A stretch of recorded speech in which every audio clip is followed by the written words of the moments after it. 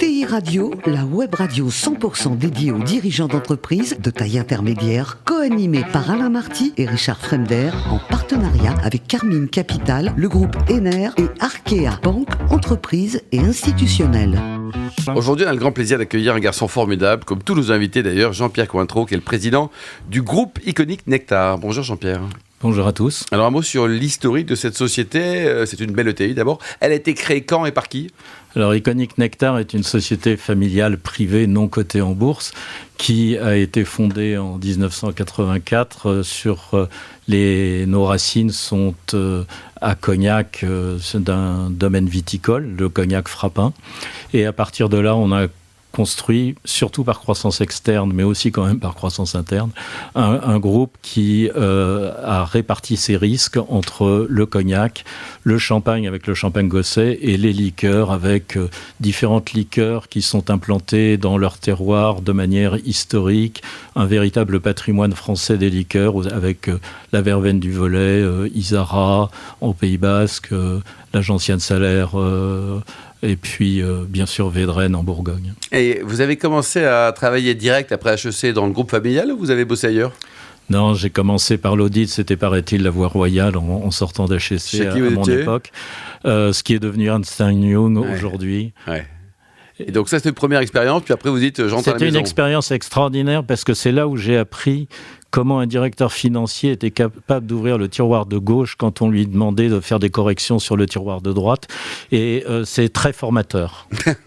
Aujourd'hui, alors comment ça se passe, le marché national, international des vins et spiritueux ? C'est pas terrible, mon Jean-Pierre. Hein ? C'est très compliqué et c'est pour ça que j'ai pris la présidence de la Maison des vins et spiritueux, qui est l'organisme qui coordonne nos différentes fédérations professionnelles, parce que nous avons beaucoup de problèmes à l'export. Ça a été d'abord les Chinois et ensuite Donald Trump. Nous avons des produits qui sont quasiment exclusivement à l'export, comme le cognac, et d'autres produits qui sont beaucoup plus français, comme les liqueurs.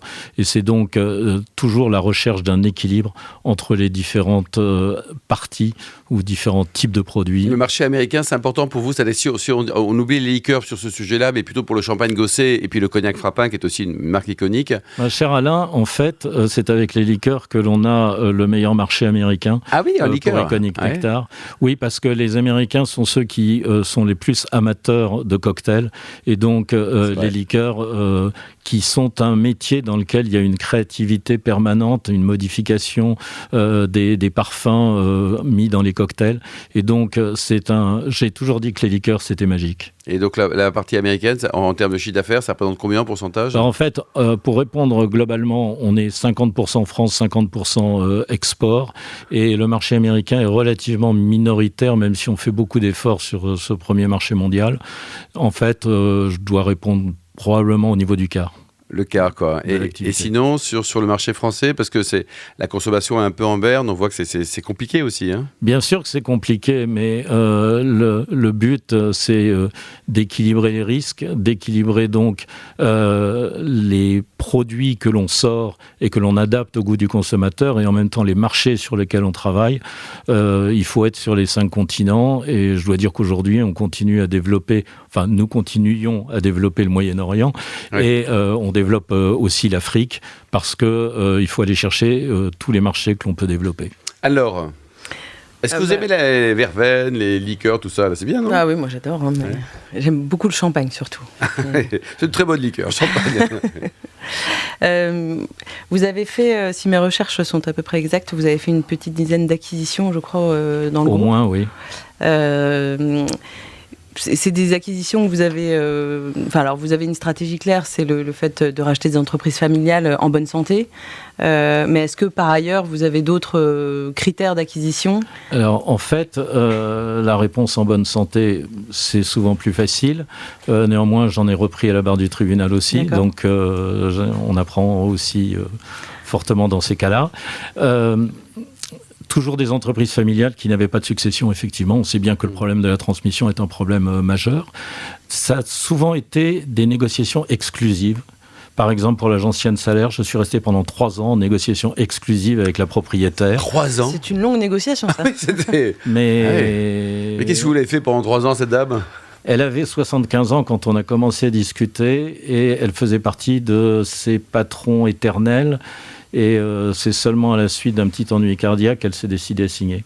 Alors, Non, et est-ce que l'intégration, justement, malgré cette transmission qui se fait tardivement pour un dirigeant qui n'a pas envie de partir, en fait, comment se passe l'intégration ?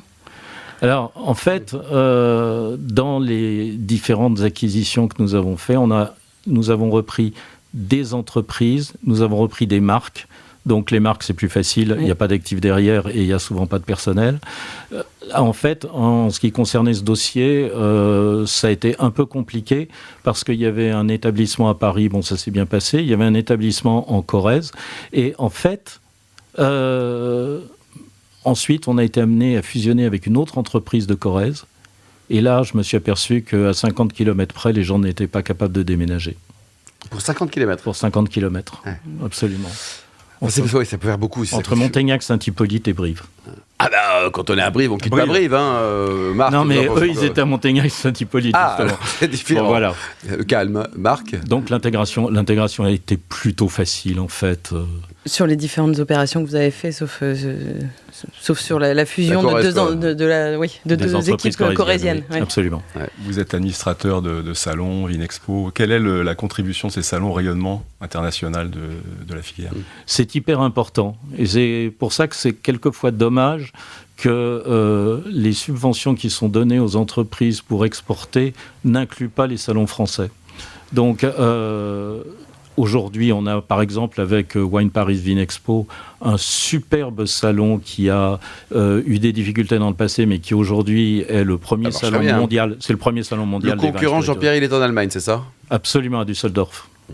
Voilà, donc ça se passe bien, en pleine évolution, et le seul regret qu'on peut avoir, c'est que les travaux de la porte de Versailles font qu'il y a un peu moins d'espace pour les exposants. Écoutez, il y a des nouveaux maires qui vont arriver. Alors Sans transition.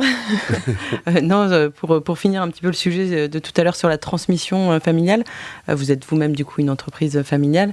Est-ce que vous envisagez votre transmission ? Est-ce que c'est quelque chose sur lequel vous avez déjà travaillé ? Bien sûr, c'est déjà fait. Moi, il y a longtemps que j'ai dépassé l'âge de la retraite, même si je suis président tout à fait actif. Oh, puis vous êtes en pleine forme en plus. Ouais, ça, faut demander à mes docteurs. Ouais. Allô, docteur. J'ai déjà un neveu et un fils qui travaillent dans l'entreprise depuis maintenant 7 ans. Et donc, toutes les activités opérationnelles sont pour eux. Et puis, ils ont la gentillesse de me demander quelquefois sur certains éléments. Mais vous les laissez vraiment bosser ? Parce que parfois, il y a des gens qui prennent un peu de recul, mais sans en prendre vraiment, quoi. Ils sont tout le temps là sous les réunions. Clair, pas plus tard que cet après-midi, je leur ai laissé mon bureau pour avoir 2 visioconférences successives. Et donc, ils les ont tenues et moi, j'étais ailleurs. Vous étiez où, d'ailleurs ? On a comme bureau un espace qui est un ancien espace de coworking. Donc, j'étais dans la grande salle avec les open space. Ouais. Marc ? Beaucoup d'activités à l'export. Quelles sont les zones qui tirent le business en ce moment ? Alors, en ce moment, très clairement, comme nous sommes des produits traditionnels, l'Europe reste le principal marché. Nous continuons à travailler le développement aux US malgré les atermoiements sur les taxes. Et bien sûr, l'Asie est un pôle de développement. La France reste quelque chose de très important pour nous et pour moi, parce que je pense qu'il faut savoir équilibrer entre les différents marchés. Et donc, être fort dans son pays est d'abord très bon pour l'exportation. Et c'est surtout, en période de crise, un bon buffer pour reprendre une expression bien française. Et pour terminer, Jean-Pierre, le vin français, alors vous, c'est du vin de champagne, parce qu'on oublie parfois que le champagne est un vin. Le vin va pas bien en France, notamment à Bordeaux. C'est dramatique parce qu'on a besoin d'un Bordeaux fort pour l'ensemble du vignoble. Qu'est-ce qui se passe ? Comment on fait pour en arriver là ? Je pense que tout simplement, je ne voudrais pas critiquer une région plutôt qu'une autre, mais j'ai un excellent ami qui s'appelle Michel Chapoutier et qui a coutume de dire qu'il faut quand même adapter les produits aux consommateurs. Et je crois que c'est ce que beaucoup de producteurs en amont de la filière viticole ont oublié. Il faut d'abord demander au consommateur ce qu'il veut, faire le produit qui lui correspond, et à ce moment-là, les exportations françaises pourront se développer. Bon. Et pourquoi est-ce qu'il faut rester optimiste pour terminer ? Cocorico, pourquoi il faut qu'on garde la banane quand même, et puis la patate aussi. Écoute, j'ai l'habitude de citer le général de Gaulle qui a dit qu'entre possible et impossible, il y a 2 lettres et un état d'esprit.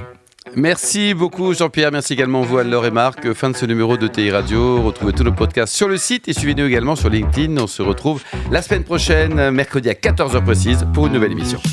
L'invité de la semaine de ETI Radio, une production B2B Radio en partenariat avec Carmine Capital, le groupe Ener et Arkea Banque, entreprise et institutionnelle.